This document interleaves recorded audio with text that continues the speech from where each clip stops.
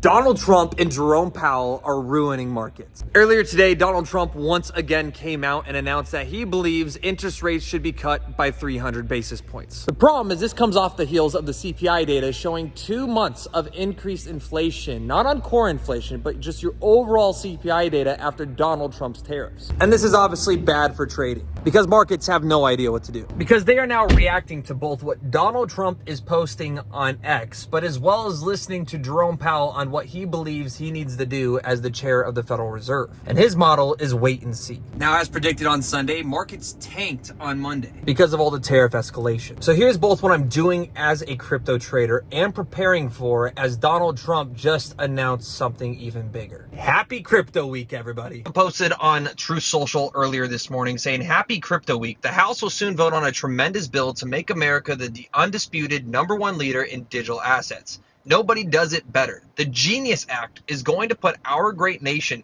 light years ahead of China, Europe, and all others who are trying endlessly to catch up. Now, believe it or not, Democrats actually tried shutting down this bill by intertwining and amending the Epstein files and attaching those to the Genius Act. Why attach those files to an industry that has nothing to do with this and would just disrupt trillions of dollars and affect millions of Americans' lives that are participating within the crypto market? I have no idea. You can let me know in the comments. Clearly a political agenda for the Uniparty. But what's interesting is the altcoin market is absolutely loving the Genius Act. Bitcoin dominance has started to break down. Ethereum is outperforming Bitcoin, and now every trading indicator. As a trader, we're doing the $1,000 to $10,000 challenge right now in the Discord, and we got smashed on Monday morning, down about $300 here. We're still up over 80% on the overall trade challenge, but it is shifting the entire market. We're looking to break not only into a new range, Bitcoin's in price discovery. Ethereum is looking to short squeeze all up the way back to potentially $4,000, and altcoins are now starting to show signs of life. Hey, little sweetie, this is Kelly's new puppy. What's her name? This is Ollie. Ollie. But here is the good news. The House shut down that amendment, which means the Genius Act is going to move forward by itself.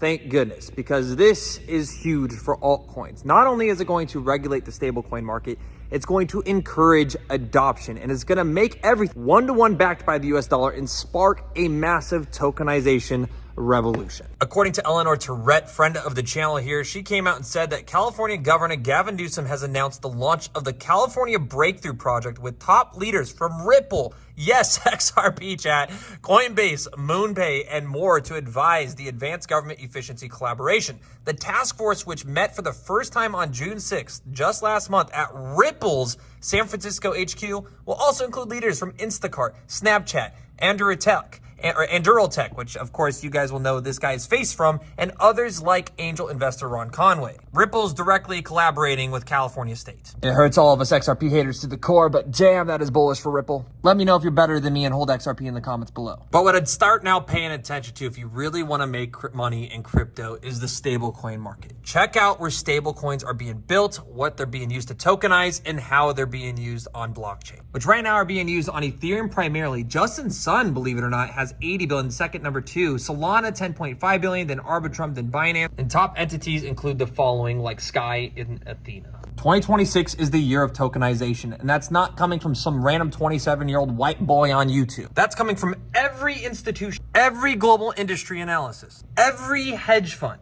and enterprise, BlackRock, Fidelity, Vanguard, you name it. All these major institutional partners planning to adopt all this tech by 2026. So, as a trader, I'm simply going to wait for Ethereum and Bitcoin to discover a new range. On Ethereum, I expect that to probably be somewhere between $3,500 and $4,000, and the bottom end of this range around $3,100, which has historically been a major trading range. Just like the range between $2,400 and $2,800 that we've had multiple times. You don't want to catch a falling knife, and you don't want to chase green candlesticks. Just simply wait for the range. We bought the bottom. We bought below 80K. We stacked all of our spot bags. And if you're somebody that is waiting to know whether or not they should buy back into this market, wait for a simple pullback. Markets always pull back. Don't chase giant green candlesticks. It's about patience. You want to buy when the RSI is overextended, when the MACD and volume is in a negative, when the stochastic is hopefully double bottoming, but more importantly, overextended to the downside. Because if not, you're just buying into all-time highs. So if you're in, enjoy the gains, potentially take profits. If you're a trader, wait for a range. But more importantly, let me know in the comments what altcoins you guys are watching for, because we are quite clearly in an uptrend, and I do believe that this is just getting started. So if you guys want any in-depth tutorial videos, any in-depth deep search, deep dives into your favorite altcoins, let us know in the comments, and we'll see you guys in the next video.